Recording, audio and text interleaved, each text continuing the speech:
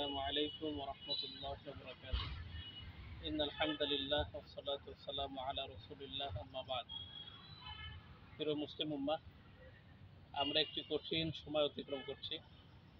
আপনারা সকলেই জানেন, উত্তরার বিমান ভূপাতিত ঘটনাটা শুধু বাংলাদেশ নয়, গোটা বিশ্বকে কাঁদিয়েছে এবং এখনও কাঁদাচ্ছে।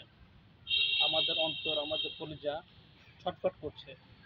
কিভাবে একটা ছোট বাচ্চা, একটা ছেলে একটা মেয়ে কিভাবে আগুনের মধ্যে পড়ছে, একদম পুরো দেহটা কয়লার মতো হয়ে গেছে।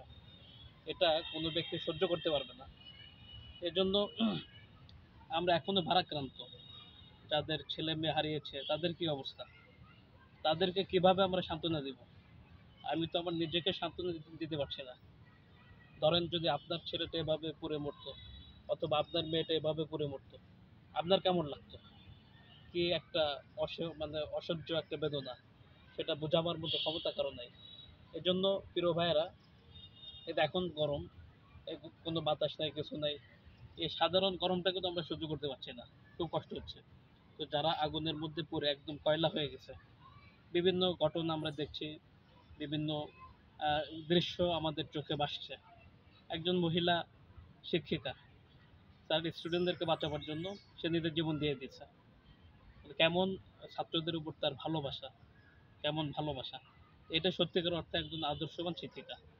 এরকমভাবে তার বাবা সন্তানকে নিয়ে আত্মচিৎকার করছে, সান্ত্বনা খুঁজে পাচ্ছে না। যাই হোক, এজন্য প্রিয় ভাইয়েরা, আমাদের সকলকে মনে রাখতে হবে, মৃত্যু সকলের আসবে। কুল্লু নাফসিন যায়িকাতুল মাউত। প্রত্যেকটা জানকেই মৃত্যুর স্বাদ আস্বাদন করতে হবে। এর জন্য সকলকেই সদা সর্বদা মৃত্যুর জন্য প্রস্তুত থাকতে হবে।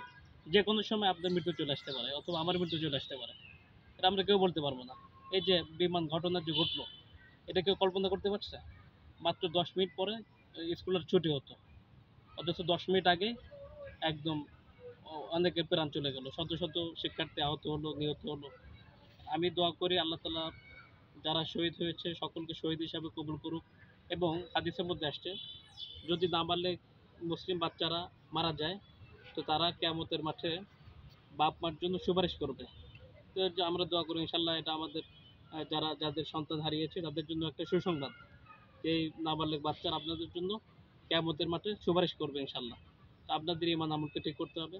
আমাদের সদা সর্বদা ঈমান আমল প্রস্তুত রাখা, আখিরাতের জন্য চেষ্টা করা উচিত, যাতে যে কোনো সময় মৃত্যু আসলে আখিরাতের একটা প্রস্তুতি থাকে। তো আল্লাহ তাআলা আমাদের সকলকে বিষয়গুলি বোঝার, আমল করার তৌফিক দান করেন। আমিন ইয়া রাব্বাল আলামিন। আসসালামু আলাইকুম ওয়া রাহমাতুল্লাহি ওয়া বারাকাতুহু।